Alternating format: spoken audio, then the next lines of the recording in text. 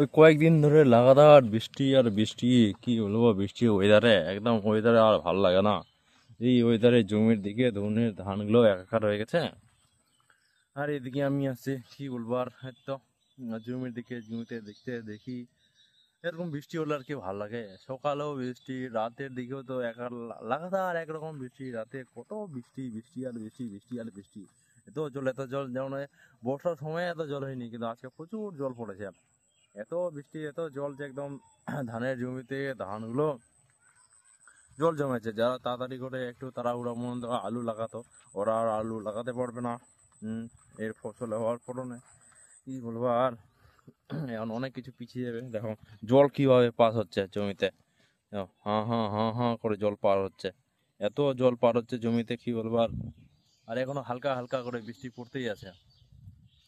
কুয়াশার মতো, হয়তো ক্যামেরাতে আসছে না ঠিক মতো করে, কিন্তু কুয়াশার মতো করে বৃষ্টি পড়তেই আছে।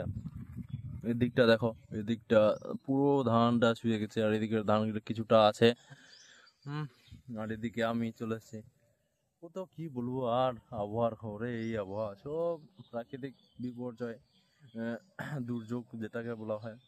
ধানের অবস্থাগুলো এরকম, যে জমিতে ধানের যদি জল থাকে, তাহলে পরবর্তীতে ফসল যেগুলো, যে ধানের পরে পরবর্তী ফসল আলু সরষা লাগাবে, সরষার জন্য তো ঠিক আছে, কিন্তু আলুর জন্য এগুলো একদম খুবই, আলুটাও হবে কিন্তু পিছিয়ে গেল আর কি। যতদিন না জমিটা ভালো মতো করে শুকানো হয়, মানে শুকিয়ে যাবে, তারপরে আবার ট্রেক্টর দিয়ে হাল বাইবে, তারপর আলুর ফলনটা দিবে। নাহলে তো ওই কাদা মাটিতে তো আর আলু হবে না। আর এই ধানগুলো কয়েকদিন পরেই কাটা পড়বে, তার আগে এরকম বৃষ্টি, এই বৃষ্টিতে আর কিছুই ভালো লাগছে না। মানে সারাদিন শুয়ে বসে শুয়ে বসে আর ভালো নয়। বিকালের দিকে একটু বেরোলাম, বিকালের দিকেও বৃষ্টি পড়ছে। হালকা হালকা করে কুয়াশার মতো বৃষ্টি, হয়তো বৃষ্টিটা তোমাদের চোখে পড়ছে না, কিন্তু ভালো বৃষ্টি পড়ছে আর কি।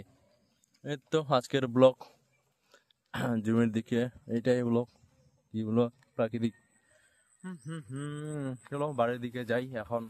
অত বৃষ্টিতে ভিজলে আবার সর্দি জ্বর টর ধরে যাবে। চলো যাচ্ছি। হুম হুম।